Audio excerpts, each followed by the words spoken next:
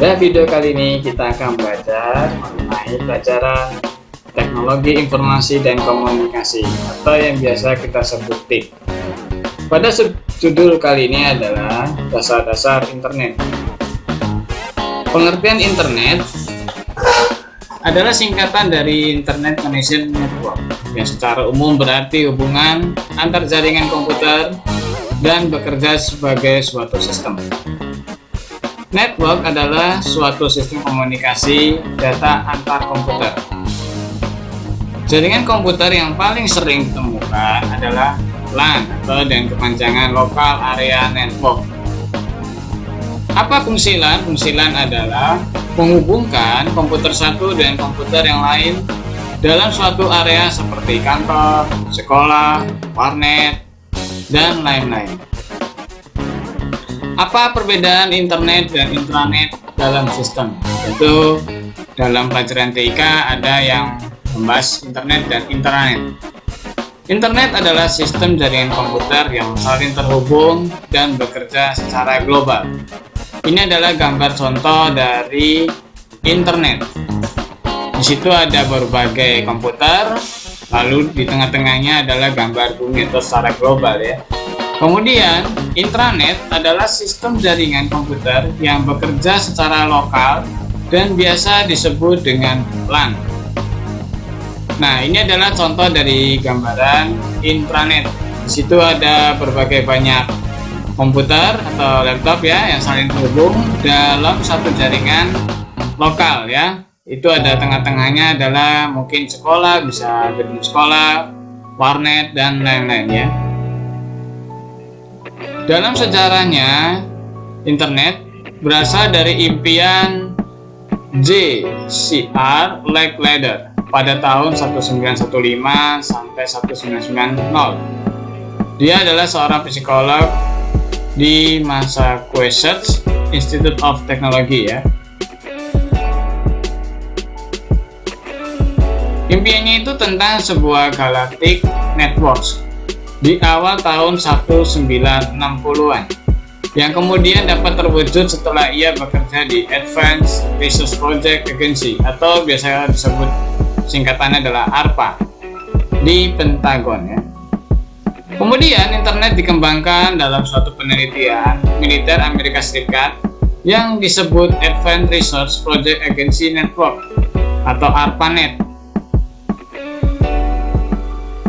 Nah, pada kali ini kita akan bahas mengenai akses internet ya. Nah, tentu di sini ada gambarannya ya. Apa ini? Ada sebuah komputer, lalu ada ISP dan internet.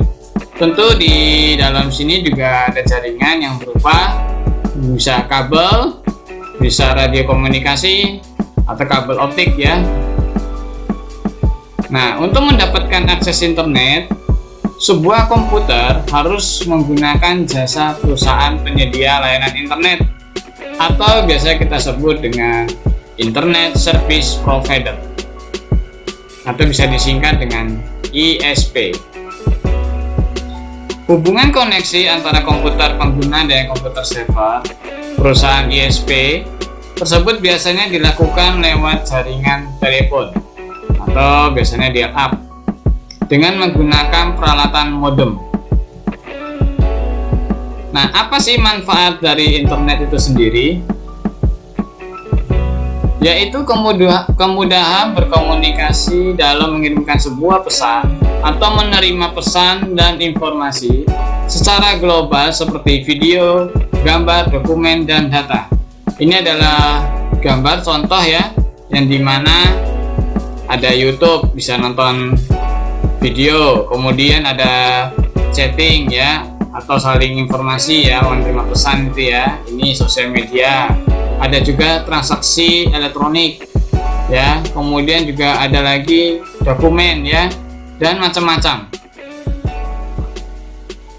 Nah, pada kali ini tentunya ada istilah-istilah dalam internet ya.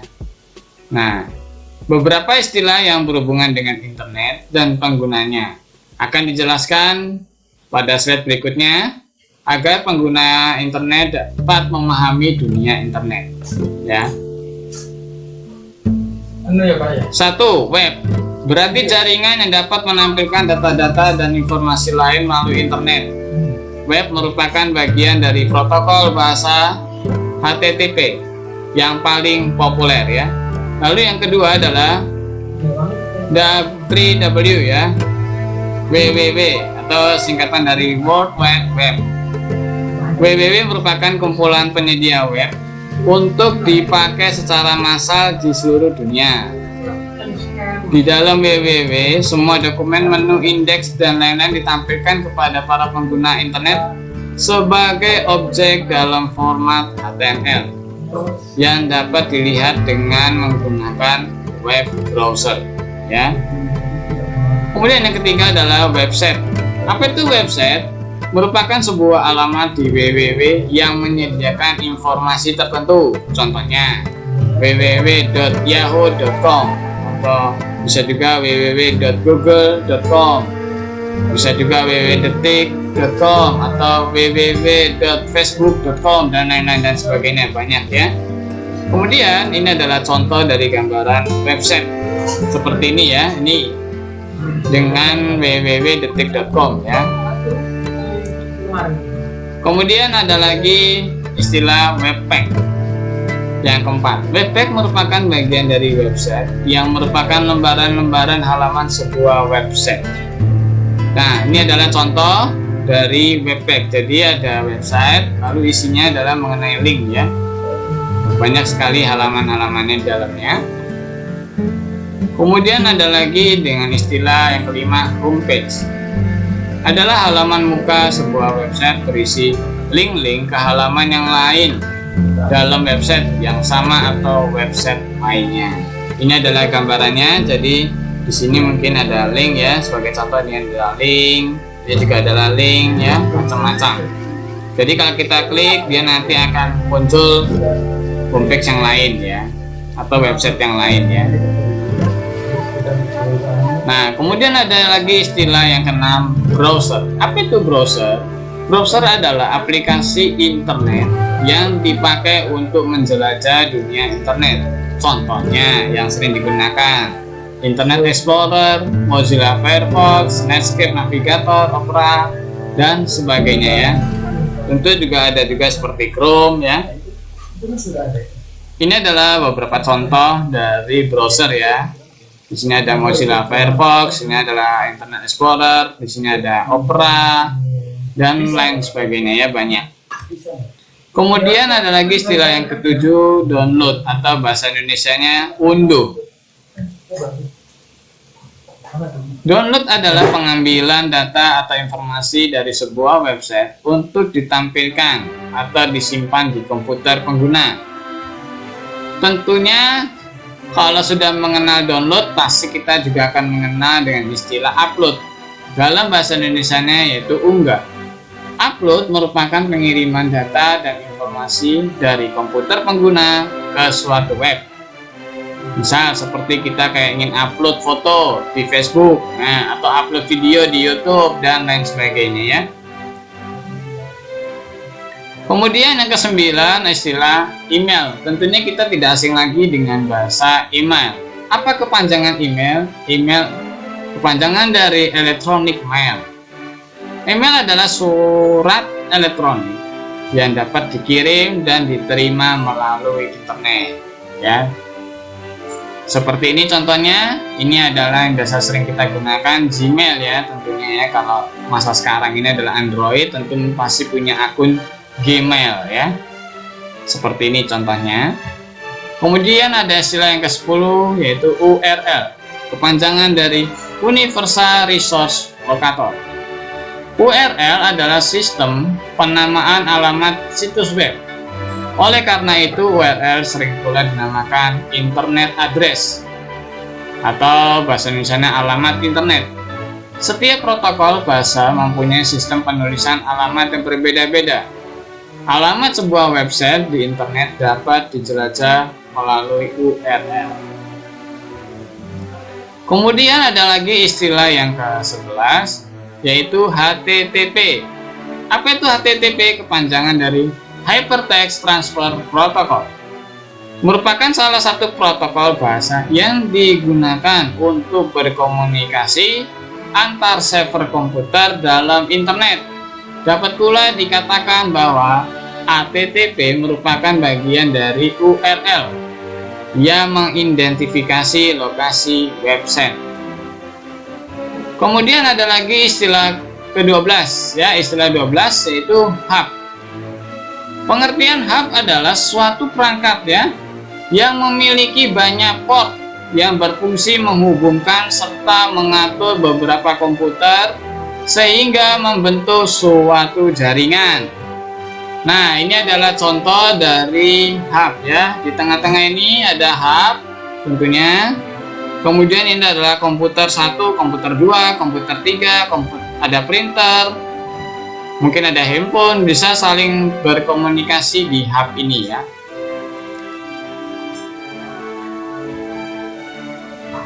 Kemudian istilah yang ke-13 yaitu klien. Klien adalah komputer pengakses internet, biasanya dipakai oleh pengguna. Nah, lalu ada lagi istilah yang ke-14 yaitu server. Server adalah komputer penyedia data dan informasi yang akan diakses oleh klien. Tentunya yang ke-15 ada lagi istilah modem. Apa itu modem? Modem kepanjangan dari modulator demodulator. Modem merupakan alat yang diperlukan oleh sebuah komputer untuk menghubungkan dengan komputer lain melalui jaringan internet. Modem dapat mengubah data serial yang dimiliki oleh komputer menjadi sinyal audio yang dimiliki oleh kabel telepon, atau dari sinyal audio menjadi data serial. Ini adalah contoh dari modem ya. Mungkin kita sering lihat di rumah atau di warnet ataupun di sekolah ataupun di gedung-gedung ya, di kantor atau di mana aja ya. Ini adalah modem yang sering dipakai ya. Contohnya adalah seperti ini. Kemudian yang ke-16 yaitu istilah HTML. Tentunya tadi saya sedikit bicara HTML ya. Apa kepanjangannya? Hypertext Markup Language. HTML merupakan standar format dari dokumen hypertext. Ya, saya ulangi lagi ya. HTML merupakan standar format untuk dokumen hypertext. Ya, ini adalah standarnya ya. Ada lagi istilah yang ke-17 hypertext. Apa itu hypertext? Merupakan serangkaian kata pada dokumen HTML yang mempunyai hubungan link dengan dokumen HTML lainnya. Kemudian yang ke-18 istilah hyperlink. Hyperlink ini merupakan fasilitas untuk mereferensikan atau menghubungkan sebuah kata, kalimat, simbol, gambar dengan alamat-alamat di internet. Sebuah link teks biasanya ditandai dengan teks yang bergaris bawah dan berwarna biru. Seperti contoh ini ya, ada di sini, klik di sini ya. Namun tanda utama dari sebuah link ini adalah berubahnya kursor mouse menjadi tanda seperti ini ya. Ini sebagai contoh. Nah, seperti ini. Ini kalau saya contohkan dan seperti ini. Kalau saya arahkan linknya di sini. Nah, ya. Jika diletakkan di atas link tersebut ya, ini adalah contohnya. Jika sebuah link diklik, maka program browser akan membuka dokumen atau file yang ditunjuk oleh link tersebut. Jadi ini adalah gambar dari link itu ya, link yang dimaksud ya. Misalkan ini kalau saya contohkan adalah seperti ini gambarnya ya, ada gambar tangan menunjuk ke link tersebut ya. Lanjut. Kemudian kita akan bahas yang istilah ke-19 yaitu apa? Protokol. Adalah sejumlah aturan yang menentukan bagaimana dua atau lebih komputer saling berkomunikasi ya. Kemudian yang ke-20 ada istilah alamat IP. IP kepanjangan dari Internet Protocol. Alamat IP merupakan identitas komputer dalam jaringan yang terdiri dari 4 bagian. mulai angka 1 sampai 255. Harap diperhatikan ya, mulai angka 1 sampai 255. Jadi tidak mungkin ada angka 256, itu tidak mungkin karena batas maksimalnya adalah 255. Contohnya adalah 101.09.45.015. Jadi apa yang 4 bagian yang dimaksud? Ya, pertama adalah yang pertama 101, ini adalah bagian pertama. Kemudian bagian yang kedua ya ada 09.409, lalu bagian yang ketiga 45, bagian yang keempat adalah 015. Kemudian ada lagi istilah yang ke-21 yaitu ISP. Apa tadi kepanjangan dari ISP? Yaitu Internet Service Provider. ISP merupakan perusahaan atau lembaga penyedia jasa layanan internet seperti Wasantara, Indosat, Telkomnet, dan sebagainya. Ada juga kalau sekarang mungkin Excel, ya ada lagi M3 dan macam-macam lainnya ya. Yang kedua, istilah berikutnya adalah Search Engine.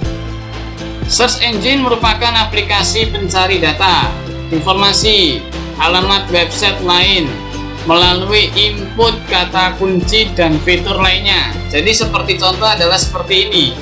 Nah, ini adalah contoh dari Search Engine punyanya Google ya. Jadi seperti ini. Kalau kemudian kita akan cari di sini, misalkan kita mau cari kotak, atau kita mau cari tes, atau kita mau cari apapun ada di sini, atau mau cari gambar, video, kita tinggal kasih kata kuncinya di sini, lalu kita tekan enter, maka akan langsung muncul.